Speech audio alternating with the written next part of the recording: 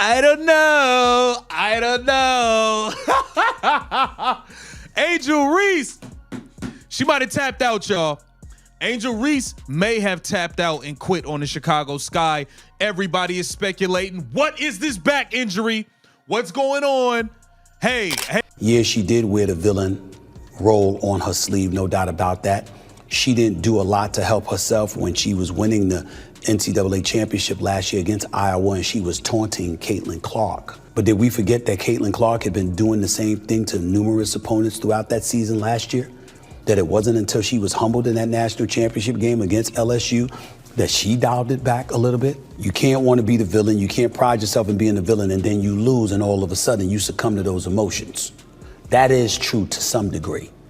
But usually when you lose and you have an opportunity to sit back and reflect, there's a mountain of emotions that get heaped on your shoulders, and it's hard to hold it in. Not to mention when teammates are coming to your defense because they realize how the insults against you have been so personal. Angel Reese quitting on the Chicago Sky is about as surprising as learning that the sun rises in the east. I and many others called this weeks ago, but now that it's happening in real time, everyone is clutching their pearls like it's the sports scandal of the decade. Let's be very clear, this isn't a shock. This is not some unforeseen tragedy. This is simply Angel being Angel, a player who is fiercely, unbreakably committed to the concept of fame, but seems to be tragically allergic to the actual hard work that sustains a professional career. She's not in the WNBA to grind out tough wins on a Tuesday night in a half-empty arena. She's here to strut for the cameras, to rack up social media engagement, and to soak in the glow of the headlines. The second the job requires actual grit, the second the team needs her to put them on her back and fight through adversity, she's gone, disappearing faster than a well-defended layup in the fourth quarter. I find it very symbolic, very almost funny, but not funny. Not funny, haha, but funny, sad.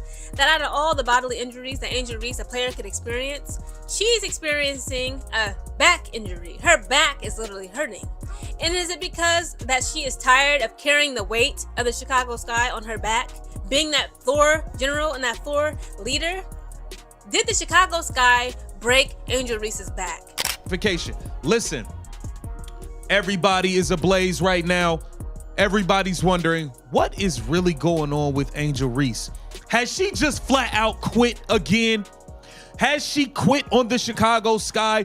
Angel, you gotta be, you have to have some level of self-awareness here. Last year with the Chicago Sky, you quit. You threw in the towel. Once you realized you no longer, you never stood a chance, to be honest, with Caitlin Clark for that Rookie of the Year. But once you realized your double streak was over, and it was over. She took over post-Olympic break. Once you realized it was done. Let's start by dismantling the biggest media-manufactured myth of her career, the so-called Rookie of the Year debate between her and Caitlin Clark. Please. That race was never close. It was only close in the same way that I am close to buying a $20 million mansion, which is to say it's a purely hypothetical fantasy that exists only in the minds of people who are desperate to sell a juicy narrative. The media milked that storyline for every click it was worth because unstoppable phenom Caitlin Clark runs away with the award doesn't generate nearly as much engagement as a manufactured catfight rivalry. Reese's name only stayed in that conversation because she is a walking, talking headline. She's loud, she's flashy, she stirs the pot, and that algorithm-friendly drama plays exceptionally well on social media. But the game tape, the advanced stats, the actual on-court impact, none of it was screaming dominance. It was politely whispering, maybe next year. The moment her double-double streak ended and it was clear she had no mathematical or logical path to the award, what happened? Her first convenient season-ending injury appeared. There's something that isn't, she's got a back injury. Like, I'm not going to be out here saying that Angel Reese needs to go out and play through a damn back injury. I just don't think is the case, especially when your team is as bad as it is. Like, absolutely just thinking it up constantly.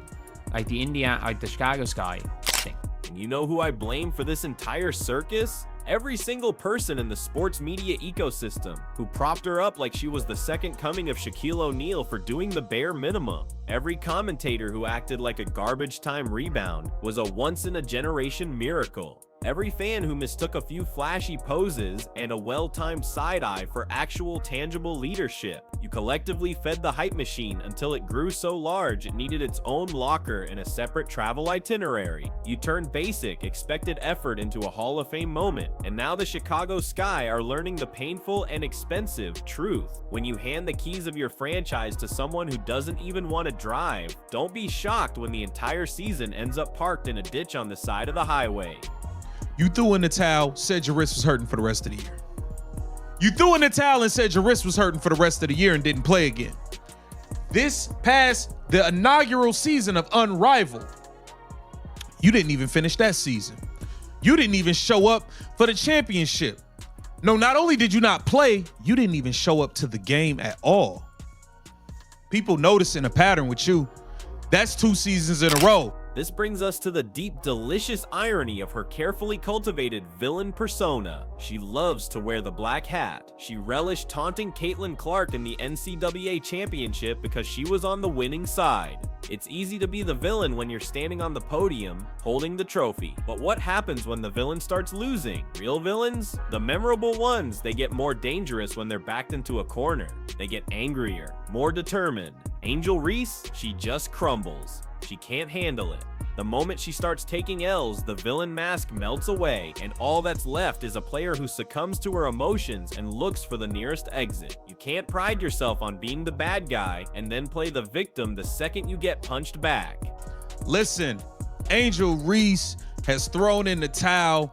She refuses to travel with the team. Once again, the team has a road game. We already saw she refused to travel with the team to Indiana versus the Fever.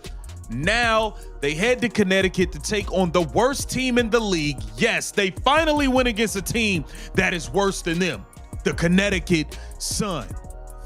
Chicago was never going to be her home. It was just Maryland 2.0, another temporary flashy pit stop on her never-ending Look at Me tour. She isn't interested in the painstaking, unglamorous work of a rebuild. She is already peeking over the fence, searching for her next LSU, a ready-made, already stacked roster where she can parachute in, let the real grinders handle the sweat and bruises of building a winner, and then show up just in time to strike a pose for the victory photos. That is her entire career blueprint. Skip the foundation work, ignore the blueprints, and slide straight into a move-in ready championship mansion. She's not the architect, she's not the builder, and she's certainly not the engine. She is the tenant who shows up after all the hard work is done, rearranges the furniture to her liking, and then brags to everyone about how great her place looks.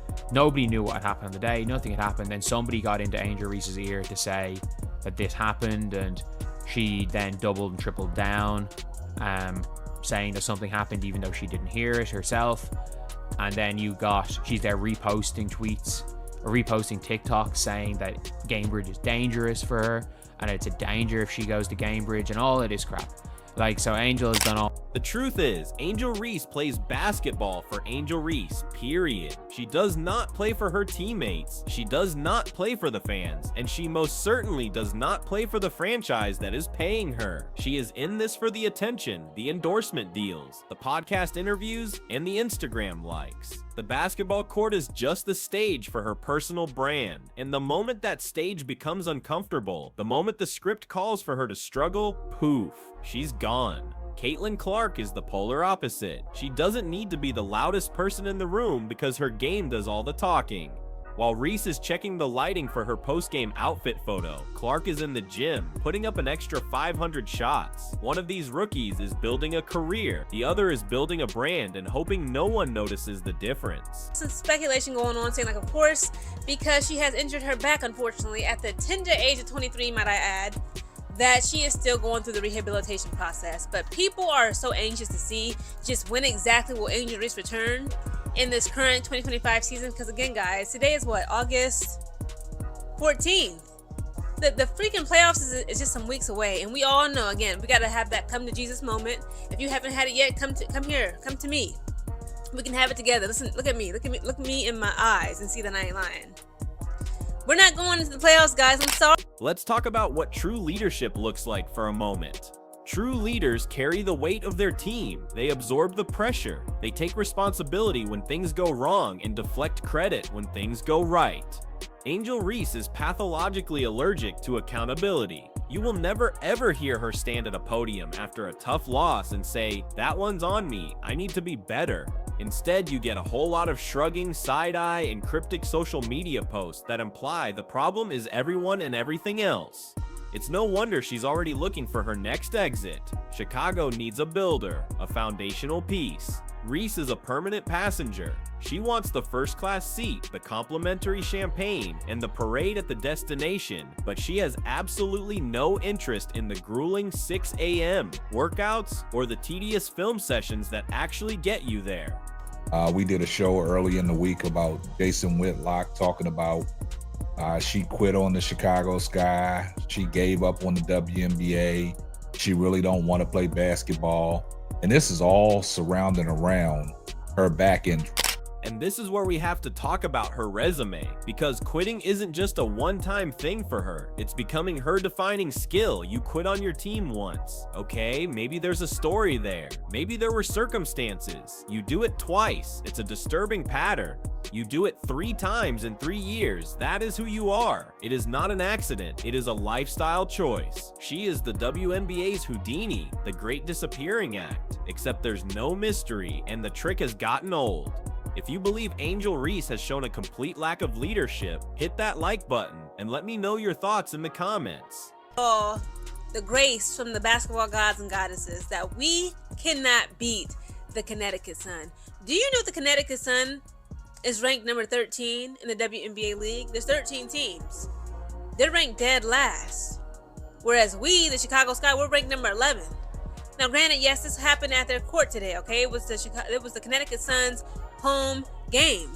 That's no excuse. And the sad part is the talent is undeniably there. She's not some random player off the street. She has elite size, skills, and the raw potential to be a dominant force in this league for a decade. But talent without effort is like a Ferrari without gasoline. It looks fantastic sitting in the driveway, but it's not going anywhere. She seems far more interested in being seen in the car than she is in actually winning the race. So no, I am not shocked that she has quit on her team again. I said it weeks ago, and I will say it again now because it is the fundamental truth of this situation. Angel Reese doesn't want to play ball. She wants to be famous. It's Angel Reese, okay? Of course she was missing in last night's game, but we ultimately, the Chicago Sky, we got defeated by the Connecticut Sun, the worst ranked team in the league currently. They're the worst ranked team. And on top of that, we see 3 ejections. And on top of those 3 ejections made from the game, we see Angel Reese on Twitter cackling and kikiing and giggling, talking about if I was there on the court and God just be knowing, you know, not to put me in certain situations. I'm like, okay, but girl, sister girl, Miss Thing, where is you at? And here's the kicker. Even with all of this drama, she will still find a way to spin this as some sort of powerful self-care or empowerment moment. She'll pop up on a podcast next week talking about how she needed to protect her peace, and a legion of fans will eat it up, completely ignoring the fact that her peace was apparently threatened by the basic requirement of doing her job. Meanwhile, Caitlin Clark is out there logging heavy minutes, taking physical abuse, drawing double teams, and still finding a way to deliver night after night. Clark isn't looking for the next LSU. She is trying to build her own dynasty from the ground up through the mud. Brash. She refused to travel with the team to Connecticut, obviously showing a complete lack of leadership. Man. Caitlin Clark's been hurt. She traveling with the team, supporting on the bench. You're supposed to be there with your troops. You're supposed to be there with your troops, cheering them on. Feet, you know what I'm saying? Giving them that energy from the bench, from the sideline, whatever. She not even traveling with the team, y'all. Tyler Marsh gives a major update surrounding around Angel Reese's back injury, and you guys are not going to believe what he said. Chicago Sky fans deserve better than a player who treats their season like a side hustle. They deserve someone who shows up when the lights are bright and when the arena is half empty on a weeknight. Someone who puts in the work when no one is watching. Angel Reese is not that player. She is the star of her own movie, and unfortunately for the Chicago Sky, the rest of the team is just set decoration. The hype got you headlines in July, but it's heart that gets you trophies in September. And if the Sky were smart, they would take this as an expensive, painful lesson. Stop drafting based on social media followers and start drafting based on character. Because in the end, a brand can't win you a championship, but a quitter can certainly cost you one.